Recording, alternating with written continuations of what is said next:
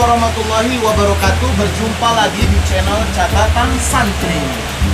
Alhamdulillah pada hari ini semoga semua yang menyaksikan video ini senantiasa diberikan umur yang panjang oleh Allah, diberikan sehat walafiat dan juga diberikan rezeki yang berlimpah. Amin amin ya robbal alamin. Amin. Oke, saat ini kita sudah bersama dengan 3 santri yang akan bercerita kepada kita berbagai pengalaman mereka di pesantren terkait hal-hal yang mungkin banyak di antara kita selalu bertanya-tanya, yaitu misteri budik. Budik. Oke, kita sebelum memulai pembahasan kita tentang misteri al-budiko, kita boleh kenalan dulu dengan siapa dan asal dari mana? Perkenalkan, nama saya Syarangga Dava Maulana. Saya santri Bahrul Mahfirah dari Boring, Malang.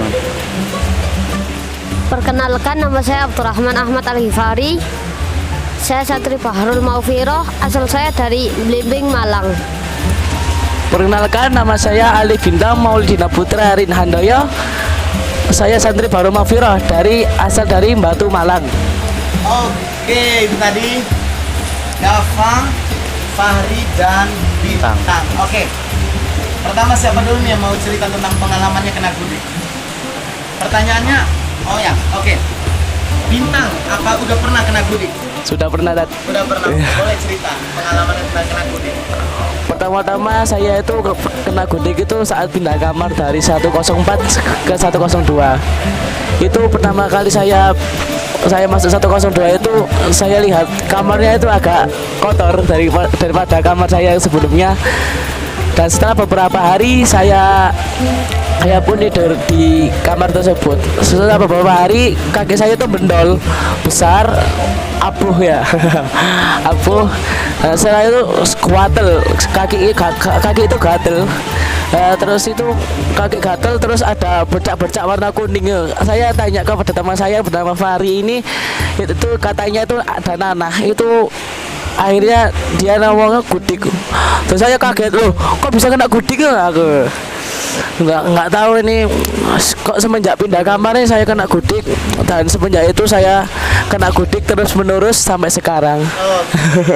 Masih ada sisa-sisa gudiknya ya? Masih ada sampai sekarang. Dava, ada pengalaman mungkin tentang pernah mengenal gudik?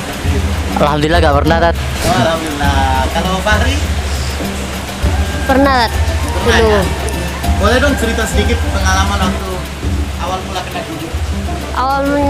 Awal mulanya itu saya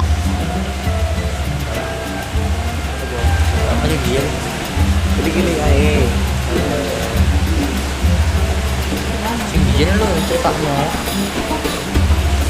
awal mula saya itu kena gatal, terus saya garuk.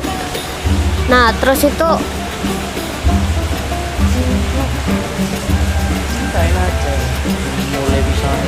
saya itu juga jarang ganti baju sampai 5 kalau enggak 4 hari sekali.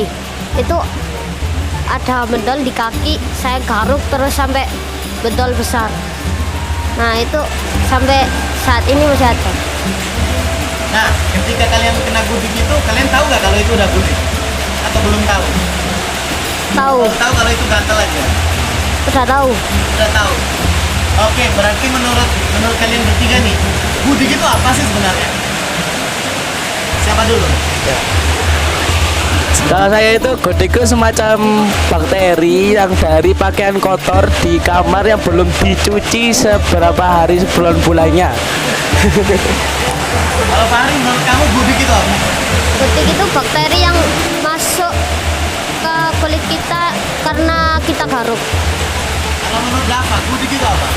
Gudik itu kalau menurut saya bakteri yang bisa ke tubuh kita dari faktor lingkungan, keseharian, seperti mungkin nggak pernah mandi, jarang mandi, atau mungkin dari pakaian juga yang sering dicuci itu juga bisa, atau mungkin dari kamar yang kotor, dari kasur yang kotor itu juga bisa memengaruhi gudik. Oke. Jadi tergantung anaknya itu. Oke. Insya Allah kalau bersihin nggak kena. Oke, terus sekarang menurut kalian, ya, menurut kalian dulu kan sebelum mondok kan nggak pernah kan kena gudik? Nggak pernah. Tiba-tiba di pondok kena gudik, ya. Harusnya kan kalau mau berbicara bakteri mesti dimanapun ada bakteri. Nah kenapa kok pas sudah masuk pondok kena gudik, tapi sebelum pondok tidak kena gudik? Mungkin karena kalau kita di pondok itu kita kan lebih mandiri, jadi kalau di rumah itu kan lebih dirawat sama orang tua ini. Jadi kalau di pondok dan di mandiri, jadi kita lebih susah untuk merawat diri kita, makanya bisa kena gudik. Kalau Pak Hari, menurut kamu kenapa dulu sebelum mondok nggak kena gudik, tapi setelah mondok kok kena gudik? Kira-kira apa penyebabnya? Kan aneh nih, di rumah nggak kena gudik, tapi di pondok kok kena gudik? Mungkin karena faktor kemandirian. Kalau Bintang, Karena di pondok itu hidupnya bersama-sama, ada yang kemproh, ada yang resian. Jadi itu jadi satu. Yang kemproh itu kena gudiknya terlebih dahulu, dan yang resian itu juga ikut-ikutan kena. Jadinya kayak gitu. Walaupun pakaian kita bersih, belum tentu kita terbebas dari gudik. oke sekarang menurut kalian ya bertiga, ada yang mengatakan santri itu kalau belum kena gudik berarti ilmunya belum merasuk. Nah menurut kalian setuju nggak dengan pernyataan itu? Karena menurut sebagian orang gitu ya, jadi kalau belum kena gudik berarti ilmunya belum merasuk. Kalau sudah kena gudik baru berarti ilmunya sudah merasuk.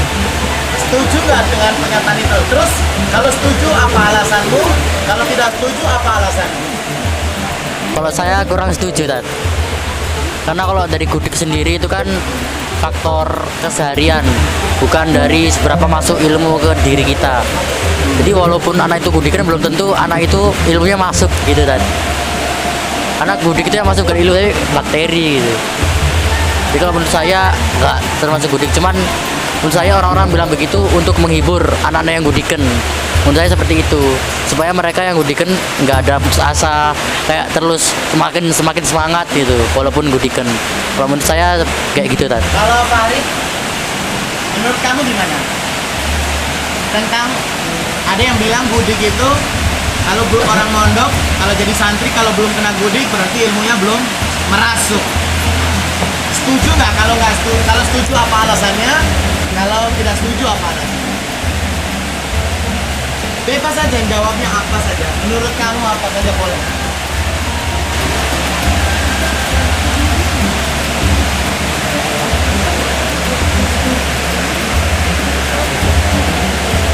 Atau Bintang dulu mungkin. Ya.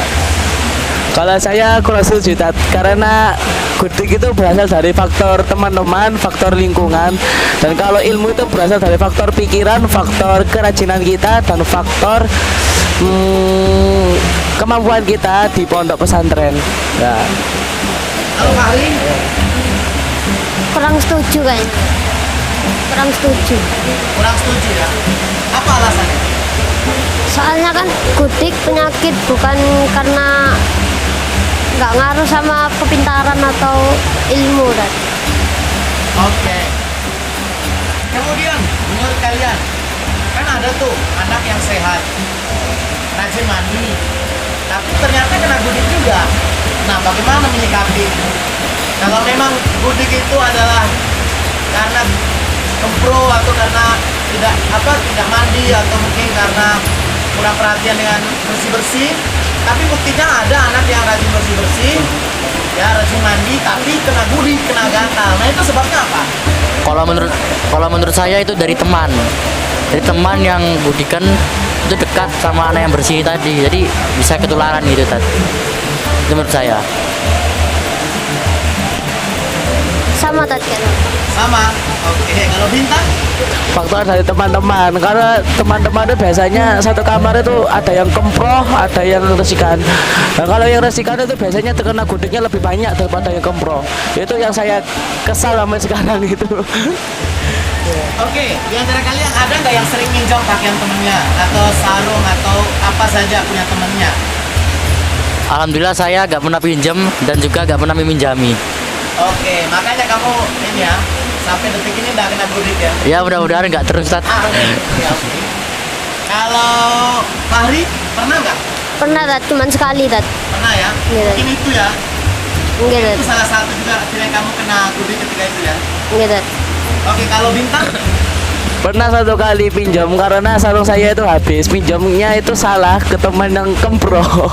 Jadinya saya itu kena gudik di kaki sampai sekarang belum sembuh-sembuh. oke. Pertanyaan selanjutnya, biasanya gudik itu munculnya di mana kebanyakan? Di bagian mana saja kalau di tubuh kita? Kalau di tubuh tuh setahu saya tuh orang tuh paling banyak tuh di kaki. Hah? Kalau setahu saya tuh orang itu kebanyakan kena gudik itu di kaki. Di kaki. Iya. Tapi kadang juga ada di tangan, telapak tangan gitu. Kalau Fahri, pengalaman kena gudik kenanya di mana saja? Di kaki, di tangan sama di kemaluan.